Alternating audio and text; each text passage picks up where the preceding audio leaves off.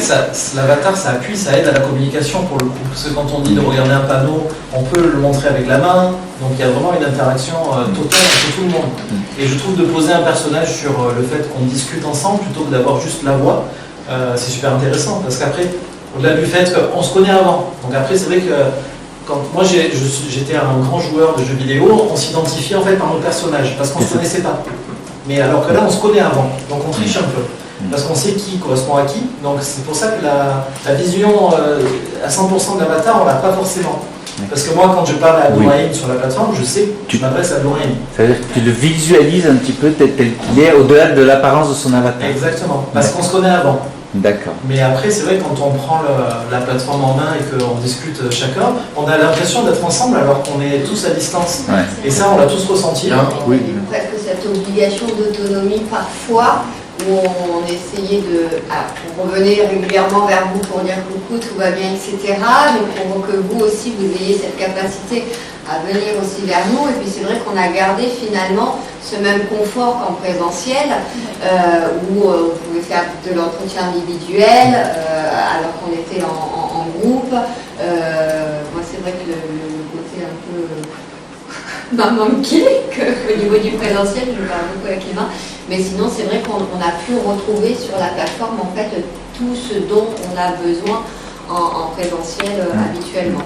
Est-ce que vous êtes toujours disponible avec nous? C'est pour ça donc. Après, on essaie de l'être pour qu'il y ait personne qui se sente à part, si tu veux, tu vois, ou de côté. Ouais. Et c'est vrai que même s'il y a même s'il y a un problème, par exemple la dernière fois du casque, j'entends rien, je ne peux pas bouger, je parle avec Julien, on parle avec eux, elle me répond directement. Donc, oui, même nous, on t'écrivait par même les amis, donc on n'est pas décalé pour un acte qu'on doit faire. Un moyen de communiquer. Ouais. Et puis vous avez pu aussi et su chacun et chacune travailler à votre rythme parce que vous avez compris qu'effectivement vous travaillez en groupe mais que chacun avait son rythme aussi qui fait que vous preniez à un moment donné aussi cette aisance et cette autonomie de pouvoir aller sur d'autres capsules alors qu'il y en a certains qui restaient encore. Donc c'est ça aussi qui était sympa, c'est que vous vous sentiez aussi un petit peu à l'aise, que ce soit même à vous sur vos temps d'autonomie, de voir un petit peu comment vous pouvez travailler à votre rythme. Pour d'autres sessions, ça a été plus difficile. D'accord, mais Anaïs, je sais qu'elle a mis ses images, elle faisait tourner son cube. Après, je crois qu'il y en a un peu partout, de cubes. Ah, c'est elle qui nous a mis des cubes un peu partout alors. Mais pour le coup, après, pour les autres, je me disais, il faut arriver en fait à essayer à perdre personne. Nous, notre objectif, c'est ça en tant que formateur. Et c'est vrai que, pareil, pour les rappels un petit peu, pour les envoyer un petit mot ou parler quand tout le monde travaille de son côté sur la plateforme, c'est vrai que c'est pas mal. Ah, du coup, ce que j'ai entendu, c'est qu'il y a eu de l'entraide quand même entre vous. Je vous assure que les outils que vous avez utilisés, Gmail, les remplir des formulaires en ligne, etc., là, vous avez une bonne palette de compétences en termes d'applications numériques, parce que c'est un vrai souci dans l'entreprise. Tout le monde est amené à utiliser des supports en ligne, basculer d'une plateforme à un outil sur le poste, etc. C'est ce que vous avez été amené à faire pendant tout ce stage. Et en plus, à y accéder depuis une plateforme immersive. Vous pouvez le mettre sur votre CV, ça. On travaille sur un document et des fois on est tellement pris par le document qu'on ne voit pas ce qui se passe à côté. Oui. C'est parce qu'on cherche à savoir ce qu'on peut répondre, des trucs comme ça. Donc on se concentre d'une certaine manière, sans être trop concentré, on sait ce qui se passe à côté, mais on se concentre quand même sur le document. D'accord. Oui, c'est vrai que ce truc du travail à distance, c'est un peu une intrusion aussi dans vos vies, quoi, parce qu'on entend, quand vous avez le micro ouvert, on entend... manger. Ah, c'est lui qui mange tout le temps, c'est lui qui fait des miettes. C'est moi Dracula. Mais aussi c'est bien le distanciel des fois parce que pour les temps des postes, je sais pas parce que je suis une maman et femme à la maison aussi, donc c'est bien donc de gérer la maison aussi, les temps de pause et tout ça. Donc, après on reprend vite le travail, donc c'est bien. On est quand même guidé par les formateurs, alors que sur d'autres sites, peut-être qu'on n'aurait pas le même guidage et la même la même attention des formateurs vis-à-vis de ce qu'on doit faire. Ils peuvent nous guider aussi si on n'a pas compris un exercice, nous dire pourquoi on l'a pas totalement validé et nous faire un exemple, par exemple. Et après, on peut corriger l'exercice sans trop de difficultés. Je pense qu'on arrive à garder le relationnel en fait, grâce à la plateforme et grâce à l'avatar. Qu'on n'aurait pas forcément en visio. Moi j'ai testé la visio lors du Covid, tout ça avec des élèves, des élèves décrochaient parce que s'ils n'étaient vraiment pas intéressés, ce qui était le cas dans 97% des cas, ils décrochaient ou ils faisaient autre chose. L'avatar permet justement de bouger, d'aller en groupe vers le support sur lequel on va travailler, de montrer. Enfin, il y a une dynamique. On garde la relation qu'on a en groupe en présentiel. Et je trouve que c'est vraiment important et on l'a vraiment senti. C'est-à-dire que même si on arrive à développer une certaine complicité entre nous, parce que maintenant on se connaît bien et on a bien collaboré ensemble, je pense qu'avec Zoom ou un Team, ils auraient plus été dans l'écoute que la participation. Ça, j'aurais été facile. Alors que là, on ose couper la parole, on ose interagir, on ose montrer. Le lien ne marche pas, on se l'envoie. Il y a beaucoup d'interactions qui font qu'on est quasiment... Enfin, on est tous ensemble, sauf qu'on n'est pas à côté. Oui, pardon. J'aimerais bien avoir l'avis d'analyste Aurélie à Douane par rapport au fait que ce soit une plateforme plutôt à distance. Vous avez déjà fait, vous, des réunions en visio, par exemple?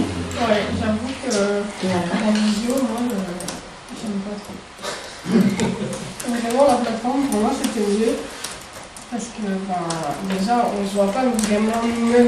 On voit nos avatars. Et ça, je trouve que c'est mieux. Alors, quand vous dites c'est mieux parce qu'on voit nos avatars, je vais développer un peu plus. Ça, c'est mes deux questions. Hein. J'ai toujours les mêmes. En fait, on se projette. En fait, on a l'impression d'être notre avatar. Et du coup, on est nous, mais on est quand même une autre personne. Vous voyez ce que je veux dire? Oui, très bien. Ça va. Et alors, qu'est-ce que ça vous apporte, ce côté de c'est nous, enfin c'est moi, mais c'est pas vraiment moi? C'est plus rassurant. D'accord. Je préfère. D'accord. C'est plus rassurant. Émotionnellement, c'est plus rassurant à quel niveau? Oui, c'est plus... ça me donne plus envie de participer et de... Par exemple, j'ai parlé avec... Audrey, pardon. J'ai parlé avec Audrey et je trouvais ça plus facile que sur ma plateforme que même en vrai comme ça, en face à face. D'accord, parce que... Je sais pas. Il n'y a pas les, je sais pas, le regard, le mimique, je sais pas. Oui, peut-être. D'accord. Je parle avec beaucoup d'autres personnes. Ensuite, on peut faire parallèlement des tâches. Avoir des supports de travail, tout cela. Si on a un problème, on peut contacter Julien ou d'autres. On a tout ça. Et lui, il peut nous guider exactement la comparaison entre les deux plateformes Teams et... Mais sur Teams, on peut aussi vous envoyer des supports et Julien pourrait être là aussi. Non, parce qu'en fait, on peut envoyer des supports au niveau du où on partage même ton écran au niveau de Teams. Ça, on le fait. Ouais. Mais par contre, ici, on a un contact d'aide avec le professeur même, où on envoie les liens ou avec les vidéos. D'accord. On peut contacter directement sur Internet avec la plateforme. C'est différent avec les Teams. D'accord, parce que du coup, tout est intégré, c'est ça? Voilà, c'est ça. Comme je le disais, tout est embarqué. Moi, j'ai fait la plateforme Teams et tout cela, mais ici, tout est embarqué. On n'a pas l'habitude de sortir de la plateforme pour trouver autre chose, mais on peut le faire dans la plateforme. Il faut parler en français pour réussir à ne pas faire des fautes graves. C'est ça.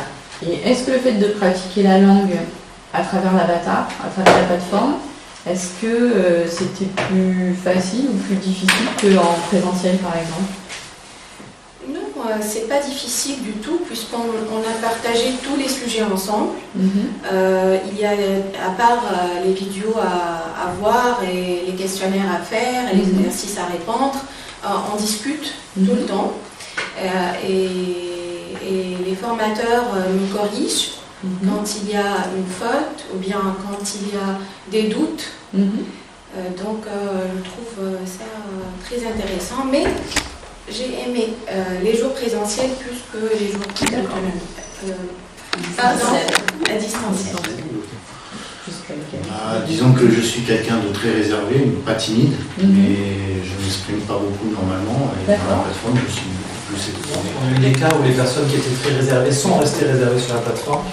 Et je veux dire, dans 80% des cas, on a eu des révélations de personnalité. Des gens qui restaient un peu en deçà dans le groupe, qui étaient très très réservés et qui au final, Samira, dans le groupe numéro 1, qui est devenue une reine de LinkedIn. Voilà, elle nous poste des infos, elle nous parle, alors que c'est une petite dame qui était toute réservée à la base. On a aussi Nicolas, qui était très actif sur la plateforme, qui aidait beaucoup de monde, alors qu'en groupe, il était très réservé, très timide.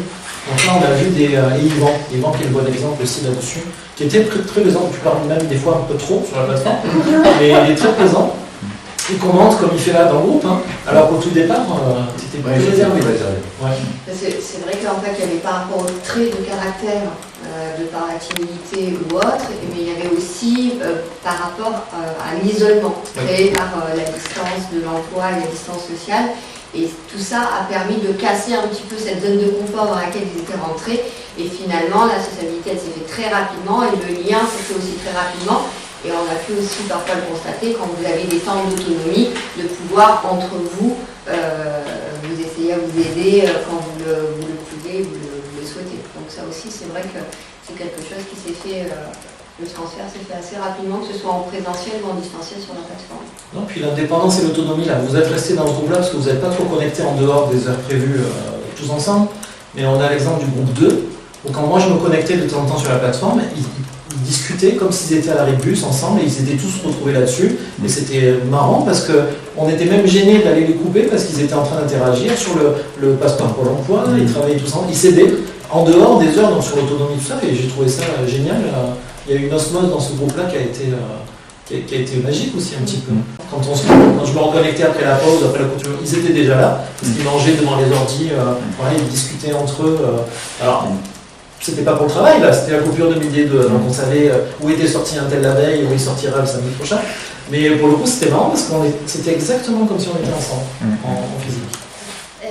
Concernant la plateforme, juste je trouve qu'elle est bien au niveau de la formation. Parce que j'ai parlé au niveau de Zoom et Meet et tout ça, c'est pas que j'ai pas aimé en tant que logiciel, parce que c'est bien pour le travail, parce que de voir vos collègues, de travailler avec vos collègues, donc c'est mieux d'avoir le visio.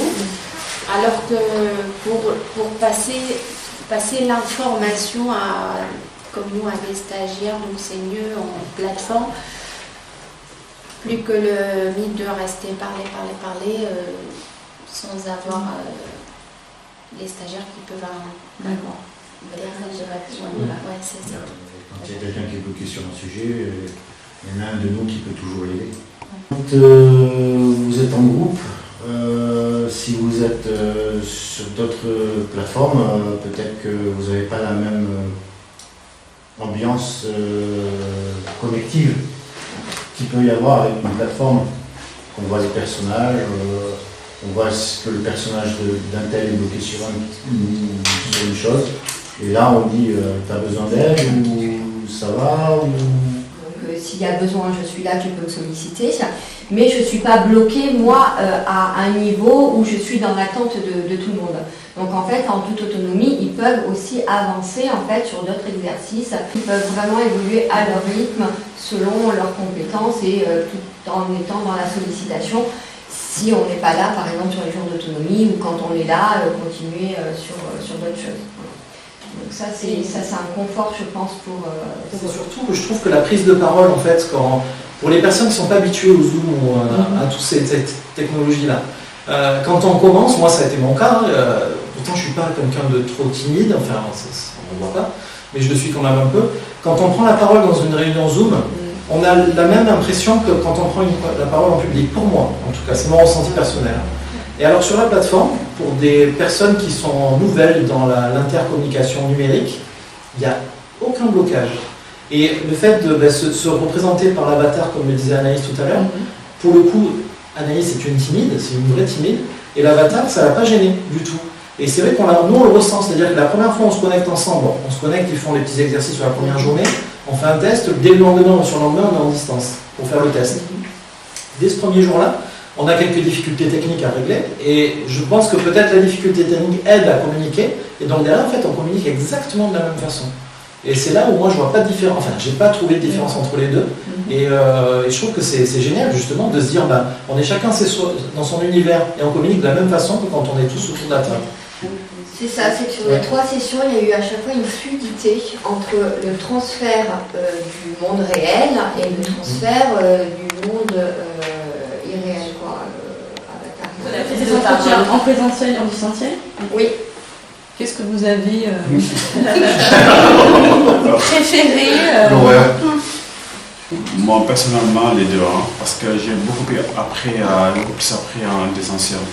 Parce que ça m'a permis de savoir communiquer et de regarder les gens quand je parle. En présentiel. En présentiel, oui, c'est ça.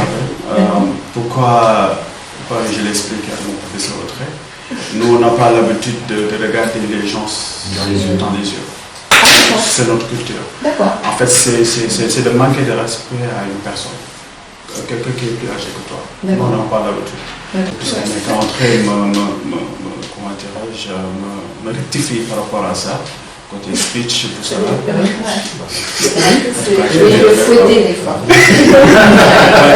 Alors qu'avec l'avatar, du coup, c'était... Non, c'est bon, parce que côté distanciel, j'ai beaucoup appris, c'est juste qu'il faut préparer la personne à être dans le vrai travail. Parce qu'on était à la maison déjà. Pour le coup, en distanciel, on était sur place. Donc, par contre, on a pris sur notre temps personnel. C'est-à-dire que la formation a fini, nos horaires sont clôturés. Et nous, derrière, on a pris le temps de faire le débrief parce qu'on en avait besoin.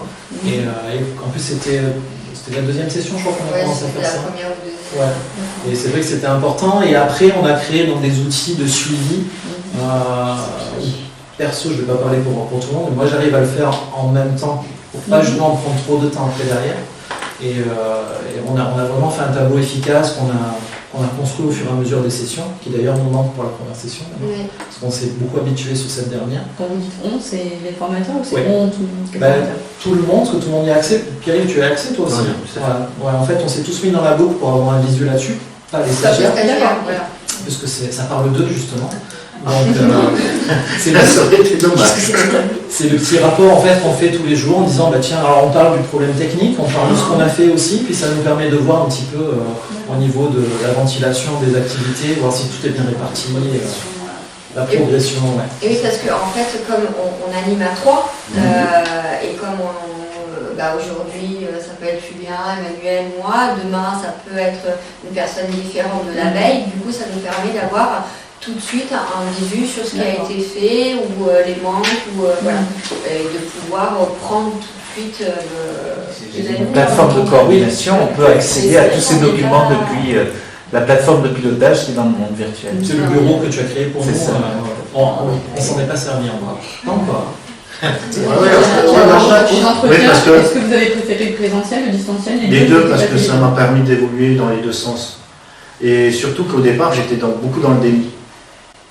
Alors je faisais beaucoup de choses, je n'ai pas, je ne maîtrise pas, je ne fais pas cela, beaucoup de négativité au départ. Je pense que l'avatar, au début, le faire en premier grâce à l'avatar va permettre aux stagiaires de prendre un peu confiance en eux par rapport à leur discours, à cet échange.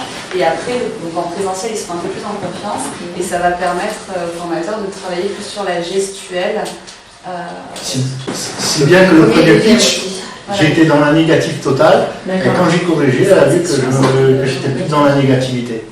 J'ai amélioré en fait de faire un entretien en distanciel parce que j'ai eu l'occasion de faire un entretien avec la Poste et j'ai raté cet entretien parce que c'était la première fois que je fais un visio audio. D'accord. Donc j'étais pas à l'aise du tout. C'est la première fois donc avec un casque, tout ça. Donc je l'ai raté. Maintenant, si je le fais, donc ça sera différent que la première fois. C'est intéressant ce qu'a dit Abdourahim parce que quand on l'a mis en situation, en fait, on lui a dit de chercher le regard pour avoir l'attention, tout ça. Il m'a posé une question après que j'ai trouvé sympa.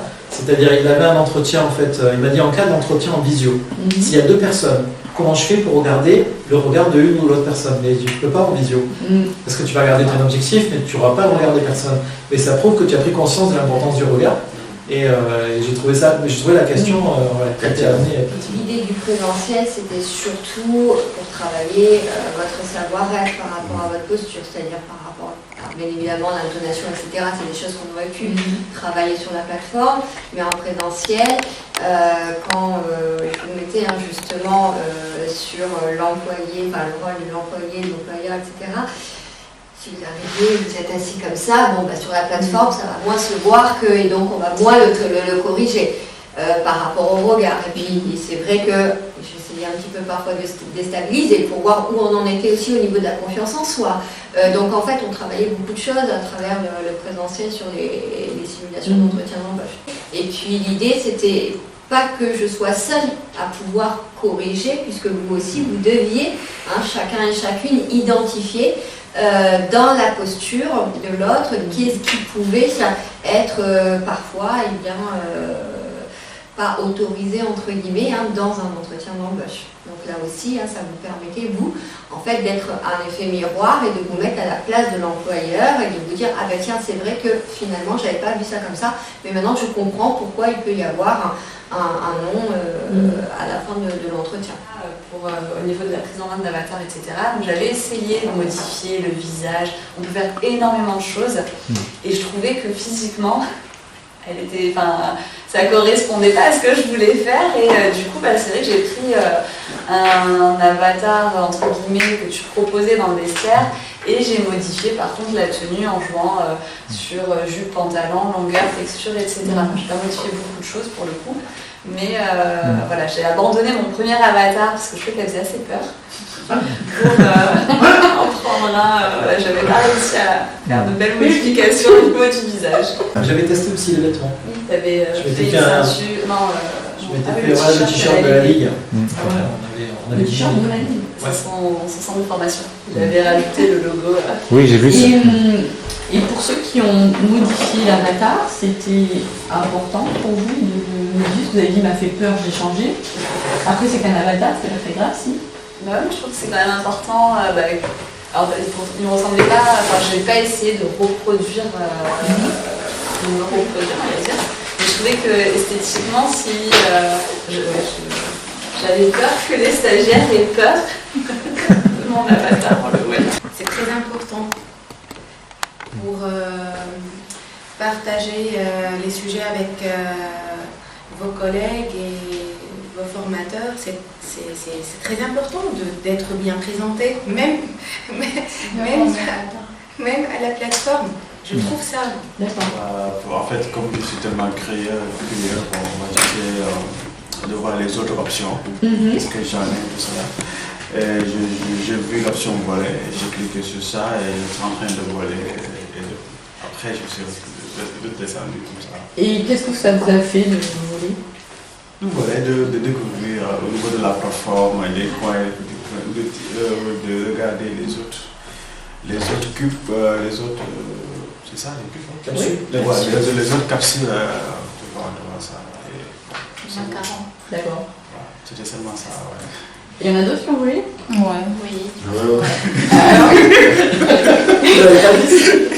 Pour commencer au niveau de la plateforme, ce qu'on a aimé, c'est la multiplicité des documents. Il y a des vidéos, des questionnaires, des documents. Aussi, on peut faire les entretiens individuels. On a aimé aussi le travail en groupe. Donc, en plateforme, on peut travailler, mais avec des rythmes différents.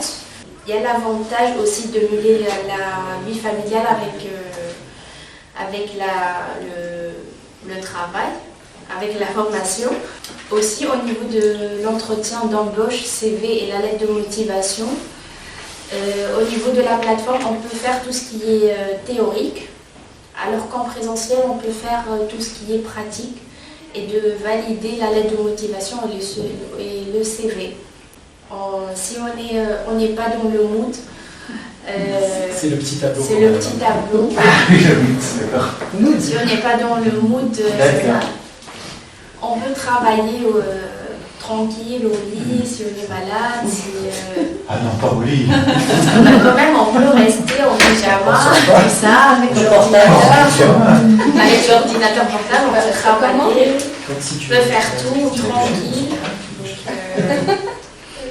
Oui, alors qu'en visio, on ne peut pas être dans le lit en Ouais, pyjama. non, on peut pas. Et aussi, au niveau de la plateforme, on est plus rassurant pour les personnes qui sont timides. On est plus rassurant, on peut travailler, on peut parler en enlevant la timidité, quoi. Et du coup, quand on n'arrive pas à faire quelque chose, etc., c'est plus facile pour eux de venir nous aider, nous expliquer et même nous montrer comment on fait. En présentiel aussi, c'est plus facile quand on fait les entretiens, de voir ce qui ne va pas sur les postures, sur la façon d'être, etc. Tout le monde peut nous dire leur ressenti et nous dire ce qu'il faut arranger, et ce qu'il faut... alors que quand on est sur la plateforme, on ne voit pas les personnes. Il y a la possibilité de travailler sur son stress et sur son confort, parce que quand on est à la maison, c'est plus facile que quand on est là devant les autres pour parler. Il y a plus de stress et c'est moins confortable. Du coup, sur la visio, on s'ennuie plus facilement. C'est moins attractif. Et on n'y trouve pas forcément d'intérêt, comme par exemple sur la plateforme, on peut se promener, on peut faire des trucs, et ensemble on peut rigoler et tout. Mais en visio, même si on voit la personne, c'est ennuyeux. D'accord. Voilà. On est un peu à l'aise côté plateforme, parce que la personne peut se, comme quelqu'un qui est moins privé comme moi, je n'ai pas l'habitude de parler devant le public. C'est un peu difficile. Mais bon, on va arriver. En fait, avec la plateforme, on est plus à l'aise. On est plus à l'aise de bien travailler, de rester concentré sur les exercices que le prof nous a donnés. Et on est un peu autonome aussi. C'est plus prometteur que d'avoir un jour d'autonomie. Parce qu'on pourrait faire quelqu'un qui est comme moi, faire autre chose. On peut avoir 2 jours présentiels, 2 jours distanciels et un seul jour d'autonomie. Moi, c'est beaucoup plus parlant que ça. Aussi, côté plateforme, on a une zone de confort, que chacun travaille à son rythme. Pour l'institution me semble plutôt positive, voire assez positive, voire très positive. Donc, après, on rentrera dans le détail du positif, mais c'est très riche. Et vous nous communiquez pas mal de matière pour qu'on puisse justement analyser ce feedback, enfin j'utilise un mot anglais, ce feedback, puisqu'on est justement sur une formation innovante. Vous êtes un petit peu des testeurs, des testeurs de formation, et on va l'exploiter pour savoir si cette formation va pouvoir exister, se pérenniser, pouvoir se poursuivre dans le temps, tout en l'affinant aussi à notre niveau. Voilà. Et je vous en remercie d'avoir fait confiance donc au groupement que nous sommes pour vivre cette expérience de 2 mois sur cette plateforme Immersive Collab avec nos formateurs très engagés, très impliqués et qui ont beaucoup apprécié de partager cette expérience avec vous. Voilà, merci beaucoup. Merci. D'abord, je voulais vous remercier parce que c'est un vrai effort, c'était pas facile de nous accompagner. C'est grâce à vous qu'on fait évoluer, enfin grâce aux stagiaires, mais grâce aux formateurs qu'on fait évoluer la technologie. Vous avez vu, on travaille donc avec des chercheurs qui nous font des retours et c'est comme ça qu'on améliore la technologie à chaque fois. Donc merci aussi aux formateurs qui nous ont fait tous ces retours, qui ont fait un vrai travail de construction des installations que vous avez utilisées. C'est pas un logiciel clé en main, si vous voulez, c'est un logiciel que vous avez fabriqué tous ensemble. Moi j'ai pris un réel plaisir de participer vraiment du début et on est encore dedans, donc je ne vois pas encore la fin pour l'instant, tant mieux, parce que je pense que je vais déprimer après. Mais ça a été vraiment une vraie aventure et de voir l'évolution des documents, l'évolution de la plateforme, tout ce qu'on peut faire en corrélation en équipe pédagogique comme avec les stagiaires, parce qu'ils nous allaient développer beaucoup. Et pour ma part, j'ai beaucoup aimé en fait la manière d'accompagner C'était plus qu'on est sur de l'accompagnement, dans le métavers, dans le futur un petit peu de notre formation. Donc vous y travaillez dessus H24. Moi, je commence à vraiment avoir de l'appétence dans ce domaine-là, ça me plaît énormément. Et c'est vrai qu'on peut faire beaucoup de choses à distance maintenant grâce à ces outils-là. Et je trouve que c'est génial parce que tout le monde peut progresser à son rythme, à sa manière. Nous, ça nous développe d'autres compétences aussi dans la manière de transposer l'information, d'accompagner à distance, qui ressemble beaucoup à ce qu'on fait dans la réalité. Donc c'est pour ça que c'est pas tellement déstabilisant, juste après apprendre l'habitude des outils. Mais vraiment, moi je trouve que c'est super enrichissant. Et je suis vraiment très très content. Je remercie Monsieur Théron, qui m'a placé sur cette opération. Et vraiment, pour le coup, je lui ai déjà dit en vrai, parce que ça, pour moi, ça a été un virage, je pense, important dans ma carrière, parce que je commence à me projeter là-dedans. Et pour le coup, je suis vraiment content d'être parmi vous. Voilà. Okay. Merci. Ça a été une très belle expérience pour moi aussi. J'ai pu découvrir quelques difficultés au départ à prendre en main la plateforme, quelque chose que j'avais vraiment jamais fait. Et c'est pas un milieu, tout ce qui était jeu en ligne, moi je ne connaissais pas du tout, donc j'ai pris beaucoup de plaisir à créer, à mettre en place les capsules, et à pouvoir aider les stagiaires aussi d'une façon différente, parce que je travaille tout comme Julien en présentiel avec des stagiaires, et là ça c'est une façon différente de pouvoir les accompagner vers un projet. Donc c'était vraiment, je suis très contente d'avoir pu vivre, et j'espère qu'on pourra continuer d'accompagner les stagiaires de cette façon. J'ai pu continuer ça. Très curieuse au démarrage de travailler un dispositif en insertion professionnelle sous cette forme numérique, puisque en fait c'est quelque chose de complètement nouveau dans l'insertion professionnelle, puisque jusqu'à aujourd'hui c'est vrai que c'était assez redondant ce qu'on retrouvait dans les dispositifs à travers quelles que soient les structures, et ça a été un vrai challenge d'une part dans l'ingénierie pédagogique par rapport à la construction des outils, de comment les mettre sur une plateforme d'une manière en toute autonomie par rapport à vous, et même par rapport à nous, de comment s'en emparer, etc. Donc ça a été un vrai challenge professionnel, surtout au niveau du timing, qui n'a pas été forcément le même pour moi. Oui, parce que tu es arrivé, il faut le dire, tu es arrivé en cours de route. Moi je suis arrivée 6 mois après, voilà, donc j'ai vraiment pris le train en main, et du coup ça a été encore, là aussi je me suis moi aussi testée, de savoir justement en un mois de faire la construction de ces 2 capsules, et de synthétiser quand même l'estime de soi, qui est quand même un gros dossier, de pouvoir travailler sur toutes les compétences, et puis sur le plan d'action. Donc c'est vrai que ça a été vraiment un grand challenge, et très contente et très heureuse d'avoir partagé cette expérience, parce qu'au fil du temps qu'on avançait, on était vraiment toujours dans cette découverte par rapport à l'apport, que ce soit par rapport au monde métavers, justement, de ce qui était possible aussi d'apporter d'une manière différente de ce qu'on a connu jusqu'à aujourd'hui.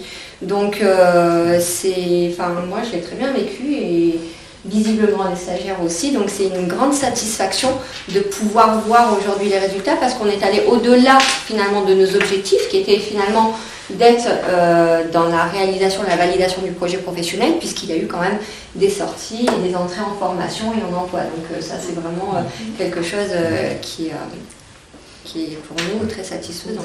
Hormis, en plus du dispositif, on a eu quand même beaucoup de retours positifs par rapport à ça. Donc très belle aventure, en espérant qu'elle puisse perdurer dans le temps.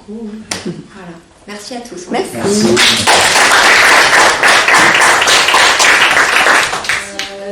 Pour moi, c'était pas une simple formation, c'était une belle découverte, une expérience magnifique.